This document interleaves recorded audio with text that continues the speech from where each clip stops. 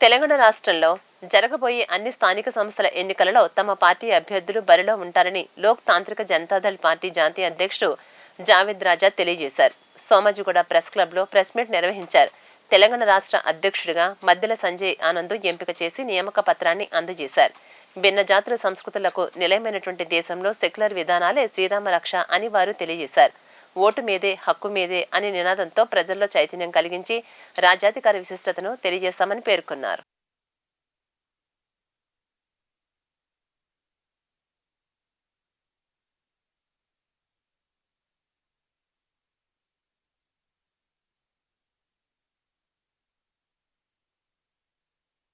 सभी मीडिया के साथियों को मैं धन्यवाद देना चाहता हूं कि आप लोगों ने आज यहाँ पे प्रेस क्लब में हमारी पार्टी के राज्य के नवनियुक्त अध्यक्ष संजय जी और आंध्र प्रदेश के अध्यक्ष और तेलंगाना प्रदेश के कोऑर्डिनेटर रत्नम जी के आह्वान पर आप यहाँ पर आए हैं। रत्नम साहब ने की है, मैं इस प्रस्ताव का समर्थन करता हूँ और हम ये विश्वास दिलाते हैं तेलंगाना की जनता को कि अगर हमारी ओर से इस प्रदेश के लोगों को जो भी समर्थन प्रयास प्राप्त करना होगा, हम उसमें आपको हर स्तर पर मैं आपकी मदद करूंगा। जहां तक पिछले दिनों नवंबर के महीने में यहाँ पे विधानसभा के चुनाव हुए थे, उन विधानसभा चुनाव में हमारी पार्टी का कोई अच्छा प्रदर्शन नहीं हो पाया क्योंकि संगठन का ढांचा बहुत अच्छा नहीं था। लेकिन आज संजय जी ने जो कमान संभाली है प्रदेश की, हमें विश्वास है डॉक्टर सैम पॉल साहब यहाँ बैठे हैं जो एनसीसी के चेयरमैन हैं और हमें इनसे बहुत ज़्यादा अपेक्षाएं हैं और जो हमारी ये जो महिला विंग के अध्यक्ष हैं, हमारी पार्टी का ये उद्देश्य है। आज से नहीं, पिछले 20 सालों से हम ये प्रयास कर रहे थे कि लोकसभा हो या विधानसभा हो, महिलाओं की भागीदारी 50% होनी चाहिए। हमें आज की तारीख में जो आपकी विधानसभा बनी है, इसमें महिलाओं की जो भागीदारी है वो 50% नहीं है। तो हमारा प्रयास ये रहेगा कि इस प्रदेश की जो आम महिलाएं हैं उनका प्रदेश की राजनीति में एक उनको हिस्सा मिलना चाहिए और कम से कम हमारी पार्टी का ये कमिटमेंट है कि हम महिलाओं को 50% सीटों पे लड़ाने का काम करेंगे। दूसरा ये है कि आप सभी को मालूम है कि पिछले दिनों जो लोकसभा के चुनाव हुए थे, किसी एक पार्टी को बहुमत नहीं मिला था, चाहे वो एनडीए हो चाहे वो इंडिया हो। लेकिन उन्होंने गांठ साठ करके कभी उन्होंने इनकम टैक्स से डराया, कभी ईडी से डराया, कभी सीबीआई से डराया और 242 सीटों वाली पार्टी ने बहुमत हासिल करके इन सरकारी विभागों का दुरुपयोग करके केंद्र में सरकार बना ली। लेकिन आज पहली बार 10 साल तक इन्होंने कभी भी ये कहा कि ये बीजेपी की सरकार है। आज कम से कम नरेंद्र मोदी की सरकार ये कह रही है कि ये एनडीए की सरकार है। आज विपक्ष की आवाज़ जो है लोकसभा में सुनी जा रही है। इससे पहले ये होता था 10 साल तक कोई भी बिल, अगर आपको याद हो 2019 में जिस तरीके से 370 को जिस तरीके से हटाया गया था, कश्मीर के मामले को लेकर या 3 तलाक का मामला जो था, जिस तरीके से सदन में किसी भी प्रकार की बहस किए बना। अब मैं आपको ये भी बता दूं, एक टाइम वो आया था जबकि 200 सांसद निलंबित कर दिए गए हाउस के अंदर और 20 बिल पास करा लिए गए। लेकिन आज वो समय नहीं है। अगर ये बिल आने वाले थे, वो बिल जो था एक ब्रॉडकास्टिंग बिल था, जो ब्रॉडकास्टिंग बिल ये लाना चाहते थे जिसमें आप लोगों की पावर को कर्टेल किया जा रहा था, जो प्रेस की आज़ादी थी उसको छीनने जाने वाला था। ये अपोजिशन के दबाव में उस बिल को रोक लिया गया। आपको याद होगा यूनिफॉर्म सिविल कोड का जो बिल लाए थे, उसको जो है जेपीसी जॉइंट पार्लियामेंट्री कमेटी को रिफ़र कर दिया गया। वो दिन दूर नहीं, ये ज़्यादा दिन तक सरकार, इनको ये है कि ये वो सरकार वही है जो 2019 वाली सरकार थी, जो 2024 की सरकार में ये बहुत बड़ा अंतर आया है। हम आपके प्रदेश में आज जो बैठे हैं, इसके माध्यम से, इस प्रेस कॉन्फ्रेंस के माध्यम से हम यहाँ की सरकार को भी ये बताना चाहते हैं, रेड्डी साहब की सरकार है, कांग्रेस की सरकार है, उनको मैं देख रहा हूँ और मैं उनसे ये अपेक्षा करता हूँ जो उन्होंने अपने चुनाव में वादे किए थे, जो आम जनता से सरोकार करने वाले वादे थे, उनको पूरा करने का काम करें। हम उनके साथ कंधे से कंधा मिला के जहाँ भी हमारी ज़रूरत होगी हम उनके साथ मिलके काम करने के लिए तैयार हैं। अगर उन्होंने जनता की अपेक्षाओं को नज़रअंदाज किया तो हमारी पार्टी उनके खिलाफ भी बोलने के लिए मजबूर नहीं होगी। ये मैं आपके माध्यम से ये कहना चाहता हूँ।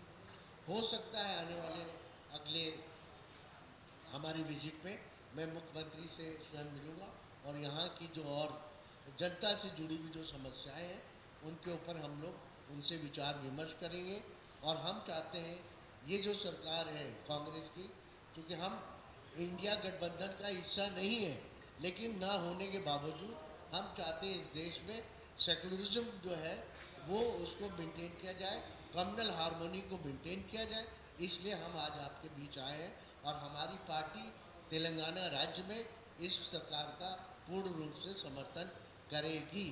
ये मेरा आपके बीच कहने का। देखिए, जहाँ तक ट्रिपल तलाक बिल की बात है, कोई भी बिल को पार्लियामेंट में लाने से पहले सारी अपोजिशन पार्टियों की एक मीटिंग बुलाई जाती है, जो प्रोसेस है।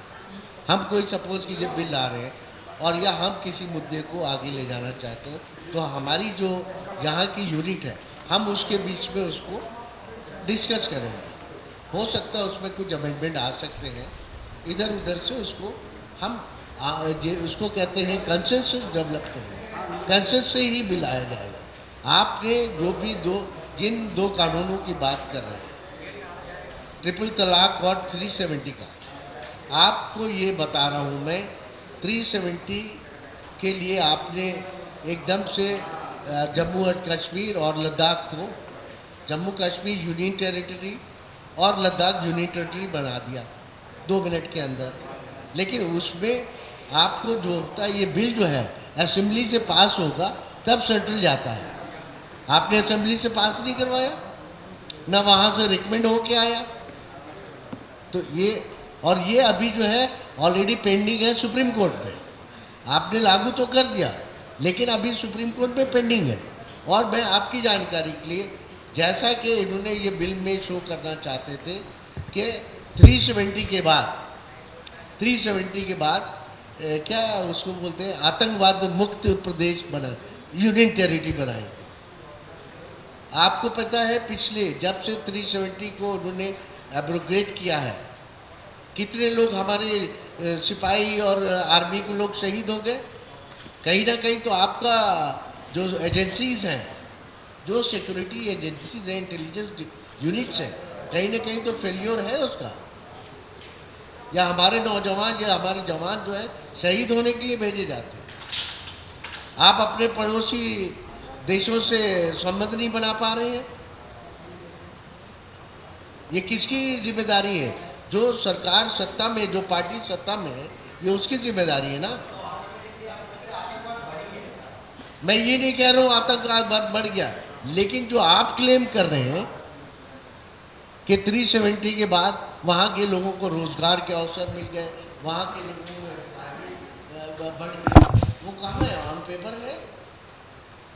अभी कश्मीर में इन्होंने जो चुनाव घोषित किए हैं, 3 फेज में चुनाव होगा, 24, 28 और 1 अक्टूबर को। हमारी पार्टी वहाँ भी लड़ रही है, लेकिन हमारा एजेंडा ये है कि कश्मीर में आतंकवाद नहीं होना चाहिए। आतंकवाद हम सबके लिए बहुत खतरनाक चीज़ है। हम चाहते हैं कि वहाँ के लोगों में एक जो है अपनापन पैदा कीजिए, उनको कॉन्फिडेंस दीजिए, उनको एम्प्लॉयमेंट दीजिए, एम्प्लॉयमेंट जनरेट कीजिए। वो कोई भी सूरत में हो सकता है।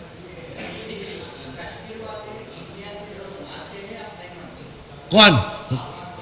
हाँ, मेरी मेरी मेरी व्यक्तिगत राय पूछ रही या पार्टी की राय पूछ रही? Party Kashmir is our part, हमारे देश का हिस्सा है और था और रहेगा।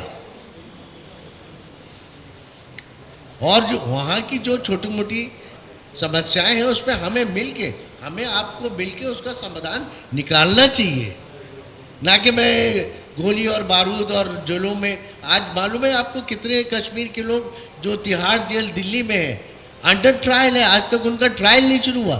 क्या 20 साल से जो लोग जेल में हैं जिनका ट्रायल नहीं हो, उनकी वो 20 साल की जिंदगी सरकार वापस कर सकती है? आपने नौजवान लड़कियों को वहाँ से उठा लाए, NIA ने वहाँ से उठा लिया, उसके ऊपर आपके पास कोई प्रूफ नहीं मिला। आप बताइए, आपने इसका ये लीक दिल्ली में जो था, मनीष सिसोदिया, अरविंद केजरीवाल को जेल में डाल दिया। 17 महीने हो गए, आप ट्रायल नहीं शुरू कर पाए, 17 महीने में आप रिकवरी नहीं कर पाए, इकन्नी आप 1 रुपया साबित नहीं कर पाए। तो ये क्या है भाई? इसका मतलब आप पॉलिटिकल पार्टियों के प्रति आपकी जो नफरत की जो एक दृष्टि है उसको ख़त्म कीजिए। आपको 17 महीने हो गए, मनीष सिसोदिया को सुप्रीम कोर्ट ने बेल दिया है और ये कहा है, ED को उन्होंने लताड़ लगाई है कि तुम्हारे केस में कुछ दम नहीं है, ट्रायल क्यों नहीं शुरू कर रहे हो? अरविंद केजरीवाल कल जेल से वापस आ जाएंगे, ऐसा मैं मानता हूँ। और कोई सवाल?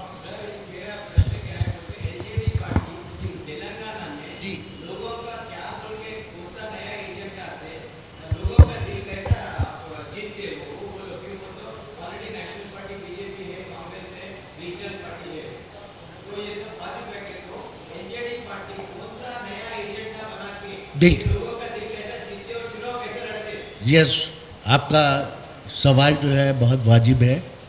हम जल्दी ही आपके बीच में एक विजन डॉक्यूमेंट लाएंगे।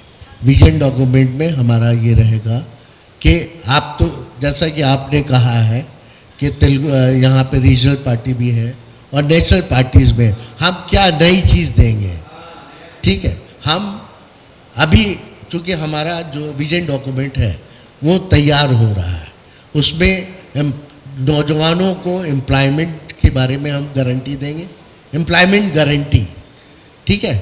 हेल्थ गारंटी होगी, उसके बाद में एजुकेशन पॉलिसीज़ में कुछ हम एक ऐसी चीज़ लाएंगे, education related to technical job like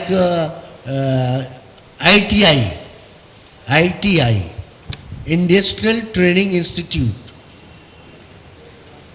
आपने 8वीं पास की, 10वीं पास की और आपका जो रुचि है किसी एक ट्रेड में है, 35-40 ट्रेड उसमें हमने आइडेंटिफाई किए हैं, उसकी ट्रेनिंग दी जाएगी और वो आपको जॉब मिलने में आसानी होगी।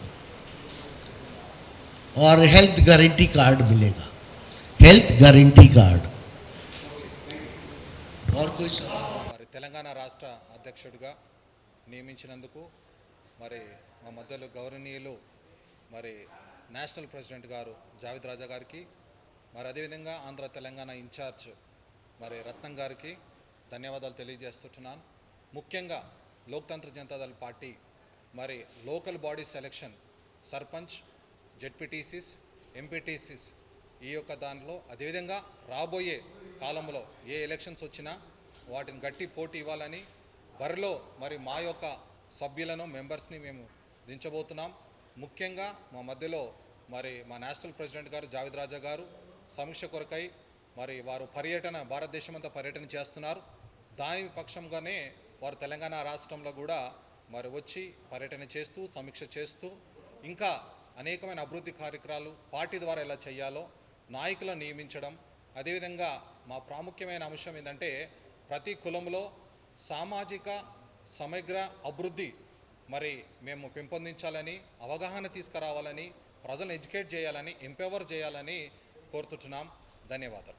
हैदराबाद में जो लोकल बॉडीज़ के इलेक्शन होने वाले हैं आने वाले दिनों में, उसके लिए हमने अपने प्रदेश का तेलंगाना प्रदेश में अपने अध्यक्ष की नियुक्ति की है और हम लोग आने वाले लोकल बॉडीज़ चुनाव में पूरे दम के साथ हर जगह चुनाव लड़ने का प्रयास करेंगे और नौजवानों से महिलाओं को 50% हम लोग प्रत्याशी बनाएंगे, ऐसा हमारी पार्टी का मानना है।